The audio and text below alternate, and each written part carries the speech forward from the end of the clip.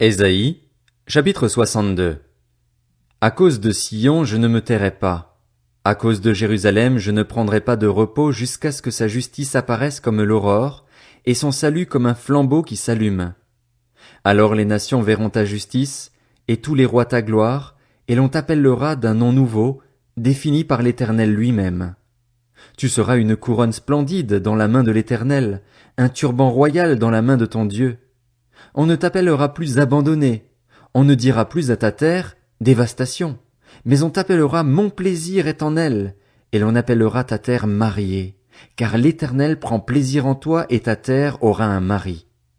Tout comme un jeune homme épouse une jeune fille vierge, tes descendants deviendront pour toi pareils à des époux, et tout comme la fiancée fait la joie de son fiancé, tu feras la joie de ton Dieu. Sur tes murs, Jérusalem, j'ai placé des gardes qui ne resteront jamais silencieux, de jour comme de nuit.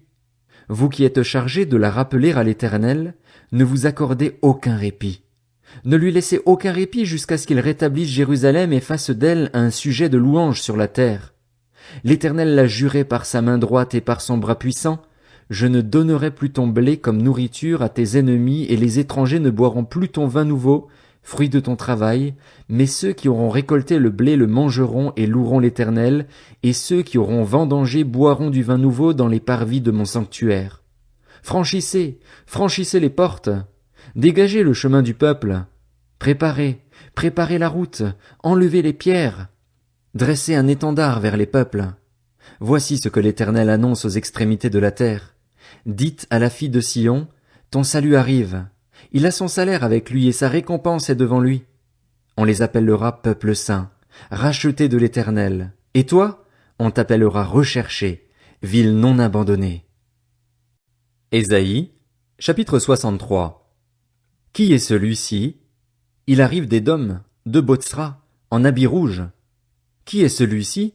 Éclatant dans sa tenue, il s'avance avec toute sa force. C'est moi qui parle avec justice, qui ai le pouvoir de sauver. Pourquoi tes habits sont-ils rouges, tes vêtements pareils à ceux de l'homme qui écrase le raisin dans une cuve? J'ai été seul à travailler au pressoir, sans personne d'aucun peuple avec moi. Je les ai piétinés dans ma colère, je les ai écrasés dans ma fureur. Leur sang a jailli sur mes vêtements et j'ai sali tous mes habits. En effet, un jour de vengeance était sur mon cœur et l'année de mes rachetés était arrivée. J'ai regardé, mais il n'y avait personne pour m'aider. J'étais consterné, mais il n'y avait personne pour me soutenir. Alors mon bras m'a assuré le salut et ma fureur m'a servi de soutien. J'ai piétiné des peuples dans ma colère, je les ai rendus ivres dans ma fureur et j'ai fait couler leur sang par terre. Je rappellerai les bontés de l'Éternel, ses actes dignes de louange, tout ce qu'il a fait pour nous. Je dirai tous les bienfaits qu'il a accordés à la communauté d'Israël, conformément à ses compassions et à la richesse de ses bontés. Il avait dit, assurément, ils sont mon peuple, des enfants qui ne s'adonneront pas au mensonge, et il a été un sauveur pour eux. Dans toute leur détresse, il a souffert avec eux, et l'ange qui est devant lui les a sauvés. C'est lui-même qui les a rachetés, dans son amour et sa compassion, et constamment, par le passé, il les a soutenus et portés. Cependant, ils se sont révoltés, ils ont attristé son Esprit Saint, de sorte qu'il s'est transformé pour eux en ennemi, il a lui-même combattu contre eux. Alors son peuple s'est souvenu des jours passés, de l'époque de Moïse. Où est-il, celui qui les a fait ressortir de la mer avec les bergers de son troupeau? Où est-il, celui qui mettait son Esprit Saint au milieu d'eux? Où est-il, celui qui envoyait son bras splendide à la droite de Moïse, qui a fendu l'eau devant eux, se faisant ainsi une réputation éternelle? Où est-il, celui qui les a conduits dans les profondeurs de l'eau comme un cheval dans le désert, sans même qu'il trébuche? Comme un troupeau qui gagne la vallée, l'Esprit de l'Éternel leur a accordé le repos. Voilà comment tu conduisais ton peuple, te faisant ainsi une réputation splendide. Regarde du haut du ciel et constate la situation, du haut de ta sainte et splendide résidence. Où sont passés ton zèle et ta puissance? Ta profonde tendresse et tes compassions envers moi ne se font plus sentir. C'est toi, cependant, qui es notre Père. En effet, Abraham ne nous connaît pas et Israël ignore qui nous sommes. C'est toi, Éternel, qui es notre Père. C'est toi qui, depuis toujours, t'appelles notre libérateur. Éternel, pourquoi nous fais-tu errer loin de tes voies? Pourquoi endurcis-tu notre cœur pour qu'il ne te craigne pas? Reviens à cause de tes serviteurs, à cause des tribus qui t'appartiennent. Ton peuple saint n'a été que peu de temps en possession du pays, et nos adversaires ont piétiné ton sanctuaire. Nous sommes depuis longtemps comme un peuple sur lequel tu n'exerces pas ta souveraineté et qui n'est pas appelé de ton nom. Si seulement tu déchirais le ciel et descendais, les montagnes s'effondreraient devant toi. Ésaïe, chapitre 64. Tu serais pareil au feu qui allume des brindilles ou fait bouillir l'eau. Tes adversaires connaîtraient ton nom et les nations trembleraient devant toi. Lorsque tu as fait des prodiges que nous n'attendions pas, tu es descendu et les montagnes se sont effondrées devant toi. Jamais on n'a appris ni entendu dire pareille chose, jamais aucun œil n'a vu un autre Dieu que toi agir de cette manière pour ceux qui comptent sur lui.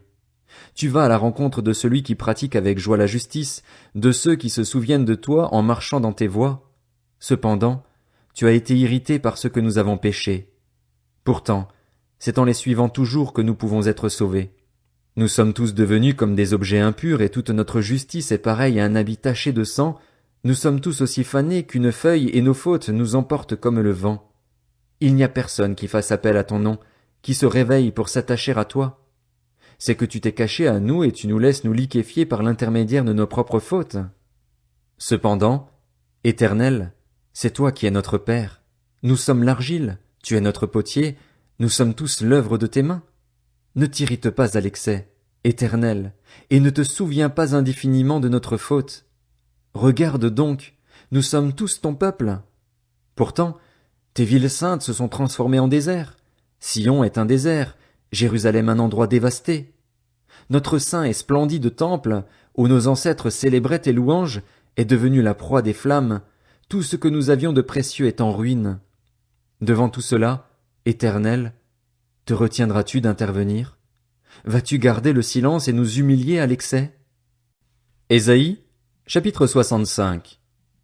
Je me suis laissé consulter par ceux qui ne me demandaient rien, je me suis laissé trouver par ceux qui ne me cherchaient pas.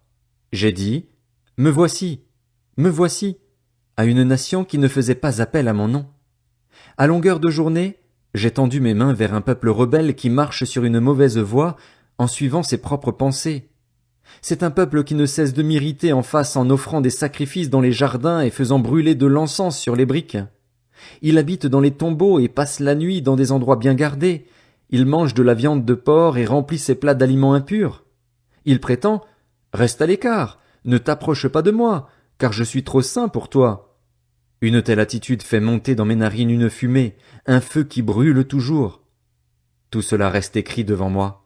Je ne garderai pas le silence, mais je réglerai mes comptes. Oui, je réglerai mes comptes avec eux.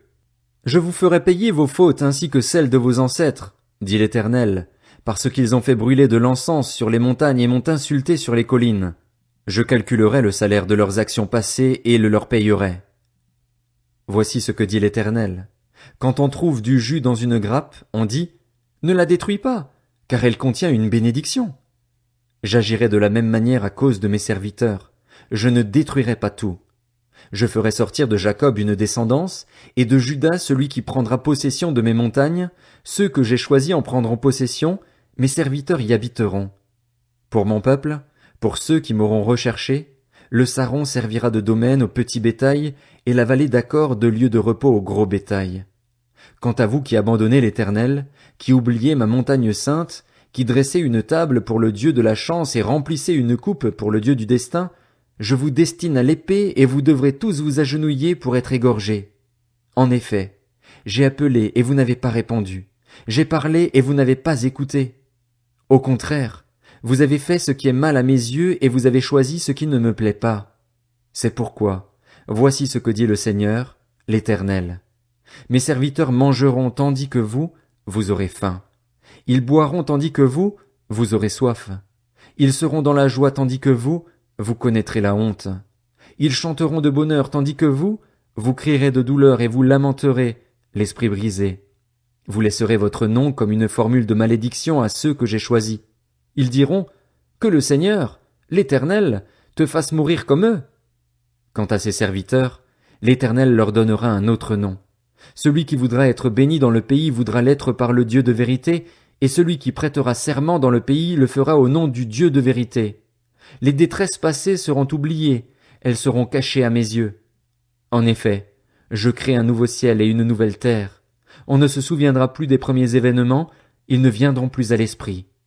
Réjouissez-vous plutôt et soyez pour toujours dans l'allégresse à cause de ce que je crée, car je crée Jérusalem pour qu'elle soit une source d'allégresse et son peuple pour qu'il soit une source de joie. Je ferai de Jérusalem mon allégresse et de mon peuple ma joie. On n'y entendra plus le bruit des pleurs ni les cris de détresse. Il n'y aura plus de nouveau-nés qui vivent quelques jours seulement, ni de vieillard qui meurt avant d'avoir terminé tout son parcours. Celui qui mourra à 100 ans sera considéré comme jeune, et celui qui n'atteindra pas 100 ans sera considéré comme maudit. Ils reconstruiront des nations et les habiteront.